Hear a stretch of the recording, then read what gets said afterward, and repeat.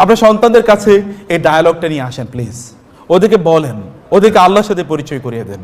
আল্লাহকে ওরা ভালোবাসুক from the core of their heart, তারা অন্তরে গভীর থেকে আল্লাহকে ভালোবাসুক, গভীর থেকে তারা আল্লাহকে ভালোবাসুক, আল্লাহকে উপলব্ধি করুক, তারা বুঝুক যে তাদেরকে সবচেয়ে বেশি ভালোবাসেন যিনি, তিনি হচ্ছেন মহান আল্লাহ সুবহানাহু ওয়া তাআলা। ইয়া আইয়ুহাল ইনসান মা গাররাকা বিরাব্বিকাল কারীম আল্লাযী খালাকাকা ফাসাওয়াকা ফাআদালাকা ফি আইয়ি সূরাতিন মা শাআ রাক্কাবাক। হে মানুষ, কে তোমাকে তোমার মহান রব থেকে বিভ্রান্ত করলো, যিনি তোমাকে সৃষ্টি করেছেন, এত সুন্দর আকৃতি প্রদান করেছেন। আপনার সন্তান বারবার আয়নার দিকে তাকায়, আপনি কি আয়নার দিকে তাকিয়ে আপনার সন্তানকে বলেছেন, বাবা তুমি বলো তো তোমাকে এত চমৎকার চেহারা কে দিয়েছে, এত চমৎকার শরীর কে দিয়েছে?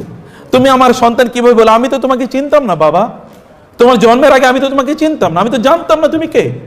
Even I didn't know whether you will be a boy or girl, আমি জানতাম না তুমি ছেলে হবে না মেয়ে হবে, আমি জানতাম না তোমার শরীরের অর্গান কেমন হবে, the complexion or the colour of your body, তোমার শরীরের রং কি হবে আমি জানতাম না। আমি এখনো জানি না বাবা তুমি কতদিন বেঁচে থাকবে, আমি এখনো জানি না তুমি ভবিষ্যতে কি করো, আমি কিচ্ছু জানি না বাবা। যিনি জানেন তার প্রতি তুমি কৃতজ্ঞ থাকো, যিনি জানেন তার প্রতি তুমি অবেডিয়েন্ট থাকো, যিনি জানেন, যিনি তোমার সব কিছু নিয়ন্ত্রণ। আমি কিচ্ছু করতে পারবো না, আই মে ডাই টুমরো, আগামীকাল আমি মারা যেতে পারি। আমার মৃত্যুর পরও যিনি, আমার জন্মের আগে যিনি তোমাকে সৃষ্টি করেছেন, তোমার জন্মের আগে তুমি যার কাস্টডিতে ছিলে, তোমার মৃত্যুর পর তুমি তার কাস্টডিতে থাকবে। আমার মৃত্যুর পর যিনি তোমাকে দেখে শুনে রাখবেন, হতে পারে আমি এবং তোমার মা থাকবো না, অথবা অন্য কেউ থাকবে না, কিন্তু যিনি তোমাকে দেখে শুনে রাখবেন তুমি তাকে ভুলে যেও না, তার প্রতি তুমি কৃতজ্ঞ থাকো। এ কথা কে তাকে বলবে? এবং কে তাকে বলবে যে বাবা তুমি কি জানো তুমি যা কিছু করছো সবকিছু আল্লাহ তাআলা দেখছেন? ইয়া বুনাইয়া ইন্নাহা ইন তাকুম মিসকাল হাববাতিন মিন খারদালিন ফাতাকুন ফি সাখরাতিন আও ফিস সামাওয়াতি আও ফিল আরদি ইয়াতি বিআল্লাহ।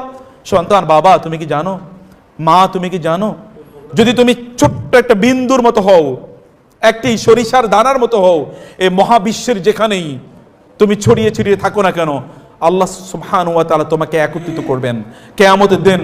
আল্লাহ সুবহানাহু তোমাকে উত্থিত করবেনই। এই অনুভূতি তার মধ্যে কে তৈরি করে দেবে? এই অনুভূতি তার মধ্যে তৈরি করে দিতে হবে ভাইয়ের আমার, এই অনুভূতি তার মধ্যে তৈরি করে দিতে হবে। তার মধ্যে ঈমানের বীজ আপনাকে বপন করতে হবে। এই বীজ আপনি শিক্ষা প্রতিষ্ঠান করবে, অবশ্যই করবে, শিক্ষকরা সেটা করবে, কিন্তু আপনার মনে রাখতে হবে আপনার বাসা হচ্ছে সবচেয়ে বড় ইনস্টিটিউট। আপনার বাসায় আপনাকে এই শিক্ষা দিতে হবে। আপনার রবের সাথে, আপনার রব আপনার সন্তানের রব।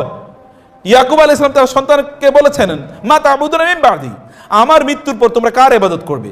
ক্বালু না'বুদু ইলাহাকা ওয়া ইলাহা আবাইকা ইব্রাহিম ওয়া ইসমাঈল ওয়া ইসহাক ওয়া ইয়াকুব ইলাহান ওয়াহিদা ওয়া নাহনু লাহু মুসলিমুন। বাবা তুমি টেনশন করো না, তুমি মারা গেলে আমরা ইবাদত করব তোমার রবের, তোমার বাপ দাদারা যে রবের ইবাদত করে সেই ইলাহান ওয়াহিদা, এক আল্লাহ তাআলার আমরা ইবাদত করব। দেখেছেন ডায়ালগ? মৃত্যুর আগে ডায়ালগ কি হয়, মৃত্যুর আগে পর্যন্ত ডায়ালগ কি হয়। মৃত্যুর আগে ইয়াকুব আলাইহিস সালাম তার মৃত্যুর আগে তিনি তার সন্তানদেরকে ডেকে এই কথা বলছেন যে তোমরা কার ইবাদত করবে? তিনি বলছেন আমরা এরকম এরকম, ইব্রাহিম আমাদের দাদা ইব্রাহিমের রবের ইবাদত করব, আমাদের দাদা ইসহাকের রবের ইবাদত করব, আমাদের বাবা আপনি ইয়াকুবের রবের ইবাদত করব, আমরা এক আল্লাহর ইবাদত করব, আর কারো ইবাদত আমরা করব না। এই অনুভূতি তাদের মধ্যে জাগ্রত করে দেয়া, এটি আপনার কাজ প্রিয় বোনেরা আমার, এটা আপনার কাজ প্রিয় ভাইরা আমার। আল্লাহ সুবহানাহু ওয়া তাআলার অনুগ্রহে নিয়ে কেবলমাত্র তাদেরকে বাঁচতে হবে, আল্লাহ তার কাছে তাদেরকে চাইতে হবে, এই অনুভূতি তাদেরকে দেন। অথবা ধরুন একটু ব্যথা পেয়েছে, ফ্লোরে পড়ে গেছে, আপনি তার সামনে ফ্লোরে একটা লাথি দিলেন, ফ্লোরে মেরে দিলাম, কি শেখালেন? ও পরবর্তীতে যে ওকে মানে আঘাত করবে ওকেও লাথি দেবে, আপনি তা শেখালেন। আপনি তাকে বলার কথা ছিল আল্লাহর উপর ধৈর্য ধারণ করো। আল্লাহ সুবহানাহু ওয়া তাআলা যদি কোনো বাচ্চা যদি একটু কষ্ট পায়, কোনো মানুষ যদি কষ্ট পায়, ওই কষ্টের কারণে আল্লাহ তাআলা তার গুনাহগুলো মাফ করে দেন। আল্লাহ যাদেরকে ভালোবাসেন, ইযা আহাব্বাল্লাহু আবদান ইবতালা মিনহু, আল্লাহ অথবা আসাবা মিনহু, যখন আল্লাহ তাআলা কাউকে যদি ভালোবাসেন তাহলে আল্লাহ সুবহানাহু ওয়া তাআলা তাকে একটু পরীক্ষা করেন, তাকে একটু কষ্ট দেন। আপনি তো এই কথা বলার কথা ছিল, আপনি তো তাকে তা বলেন না, আপনি তাকে প্রতিশোধ শেখালেন, আপনি তাকে প্রতিশোধ পরায়ণ বানালেন। এবং আমাদের গোটা সমাজের সমস্যা হলো এটা, আমরা গুড প্যারেন্টিং বুঝি না, পজিটিভ প্যারেন্টিং আমরা বুঝি না, আমাদের সন্তানদেরকে কি শেখানো দরকার তা আমরা জানি না, আমরা মনে করি না। কেউ আপনার বাচ্চাকে একটু কষ্ট দিয়েছে, আপনি এবার ওই লোকের বাচ্চাকে কষ্ট দেওয়ার জন্য, মারার জন্য, আমি অনেক জায়গায় দেখেছি টিচারদেরকে মারধর করার জন্য গার্ডিয়ানরা নিয়ে আসেন, কই আমাদের বাবা, আমি জানি না, আমাদের মাহফুজ স্যার বলতে পারবেন। আমার মা ছোটবেলায়, আমি আমার বাবার একমাত্র সন্তান, আমার বাবা যখন মারা যায় তখন আমার বয়স 4। তো আমার মায়ের বিয়ের প্রশ্ন আসলো, মা বললেন যে আমার একটা ছেলে আছে, আমি ছেলেটাকে নিয়ে থাকতে চাই। আমার 4 বোন আছে, আমার 4টা মেয়ে, আমার একটা ছেলে, আমি ওদেরকে কার কাছে রেখে যাব? তা আমার মার বয়স তখন 25 বা 26 বা 27, তখন ওনার বিয়ে হয়েছে যখন 11, 11.5 বা 12 বছর বয়সে, অর্থাৎ তার সন্তান সকল এর মধ্যে জন্ম নিয়ে এনেছে। এখন বাবা মারা গিয়েছেন, তাকে বিয়ে দেবেন, আমার নানা বড় আলেম, বলে আমার মেয়েকে আমি এভাবে তো রাখতে পারি না, ইয়াং একটা মেয়ে, আমি কি করব? মা বললেন যে না, আমি থেকে যাব। মা কষ্ট করে বড় করছিলেন, আমি শুধু নিজের গল্প বলছি, সরি। মা এবার, আমার মনে আছে যতটুকু ছোটবেলার গল্প মনে আছে, টিচারদের কাছে নিয়ে যেতে বলতেন, আমার একটা ছেলে, ওকে আমি মানুষ বানাতে চাই, ও যদি মানুষ না হয় তাহলে আমার দরকার নাই, আপনাদের জন্য মাংস, আমার জন্য হাড্ডিটা শুধু রাখলেই হবে। আমি জানি এ কথা বলেছেন অনেকেই। এখন আপনি তো বলেন শিক্ষকরা লিখিত দিতে হবে, সন্তানদের বাচ্চাদের উপর কোনো টাচ দেওয়া যাবে না। আমি বলছি টাচ দেওয়া নিষিদ্ধ, টাচ দেওয়া নিষিদ্ধ, সেটা বটে, কিন্তু আপনি কি অনুমতি দিয়েছেন? কি অনুমতি আপনার সন্তানদের মধ্যে দিলেন? লা তাদা আসওয়াকা আদাম, রাসূলুল্লাহ বলেছেন তোমরা শাসন করার দণ্ডটাকে উঠিয়ে ফেলো না, শাসনের দণ্ডটাকে তোমরা রাখো। শাসনের দণ্ড প্রয়োজন আছে, সে শাসনের দণ্ড নাই, শাসন করার এখন কোনো অনুমোদনই নাই না। অনুমোদন দেয়া না দেয় সেটা একটা স্ট্র্যাটেজিক ইস্যু, আমি সেই ইস্যুর কথা বলছি না। আমি বলছি আমাদের রিয়াকশনটা কি। টিচার কেন এই কথা বলেছে? টিচারের বিরুদ্ধে মামলা করার জন্য এখন বহু লোকেরা যায়। অতএব আপনার সন্তানকে তো আপনি নিজেই ডেমন বানাচ্ছেন। আমি বলছি ফেরাউনি ক্যারেক্টার তো আপনি নিজেই তৈরি করে দিচ্ছেন। এটা তো আপনার করার কথা ছিল না, আপনি তাকে ধৈর্যের কথা বলা দরকার ছিল। লোকমান আলাইহিস সালাম তার সন্তানকে বলেছেন তোমার যদি কোনোদিন বিপদ ঘটে তাহলে তুমি ধৈর্য ধারণ করো। তো আপনি সবর এর কথা তাকে কবে আপনি শেখাবেন? আপনি সবরের কথাকে বলতে পারছেন না। সবরের কথা আপনাদেরকে বলা দরকার ছিল, ধৈর্য ধারণের এই শিক্ষা তাকে প্রদান করা দরকার ছিল। প্রিয় বোনেরা, আমি বলছি তারা সন্তান যখন সে পড়ে যায় তখন সে কি আল্লাহকে বলতে পারে না, আল্লাহ তুমি আমাকে বিপদ থেকে মুক্ত রেখো, বিপদ থেকে তুমি আমাকে মুক্ত রেখো, বিপদ থেকে তুমি আমাকে ইয়ে করো। মানে যখন তার অসুস্থতা হয় তখন কি আপনি তাকে আল্লাহর কথা বলতে পারলেন না যে সে আল্লাহকে বলবে আল্লাহ তুমি আমার অসুস্থতা দূর করে দাও?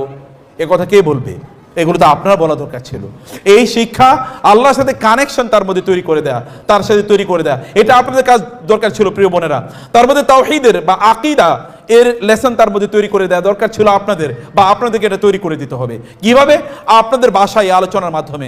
আপনার ঘরে আল্লাহকে নিয়ে আলোচনা করুন এবং আপনারা আল্লাহ রাসূলকে নিয়ে আলোচনা করুন।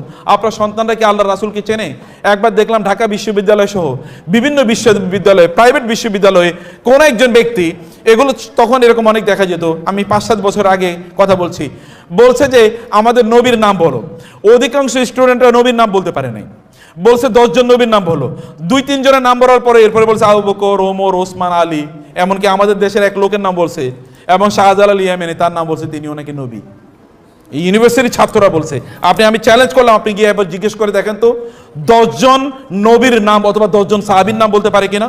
কিন্তু তারা কিন্তু এর মধ্যে 50 জন খেলোয়াড় অথবা 50 জন কি আপনার নায়ক, নায়িকা, গায়ক, গায়িকার নাম তারা বলতে পারবে, কিন্তু তারা তো এটা বলতে পারে না। এটা কে তাদেরকে শেখাবে? শেখানো দরকার ছিল আপনাদের নবীর ভালোবাসা তাদের অন্তরে তৈরি করে দেওয়া দরকার ছিল। কিভাবে? নবীর গল্প কি তাকে বলেছেন?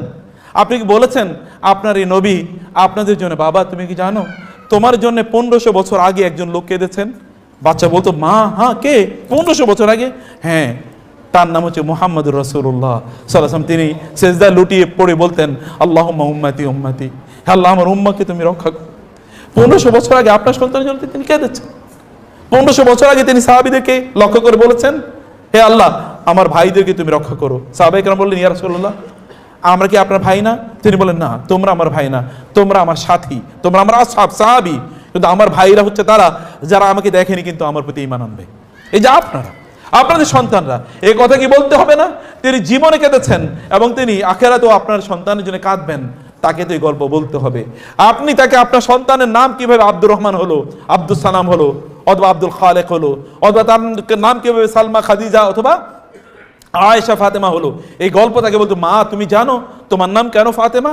না জানি না। তো তোমার নাম ফাতেমা হলো এখন থেকে 1500 বছর আগে একজন নবী এসেছিলেন, তার উপর লোকের অত্যাচার করেছে, তা আমাদের নামগুলি যেন সুন্দর হয়, আমরা যেন ভালো মানুষ হই, আমরা যেন দুনিয়া এবং আখিরাতে সফল হই, এরকম জন্য তিনি মানুষকে দাওয়াত দিয়েছেন। মানুষরা তার উপর জুলুম অত্যাচার করেছে, তাকে হত্যার পরিকল্পনা করেছে, তার রক্ত ঝরেছে, তার সাহাবীদেরকে তার হত্যা করেছে।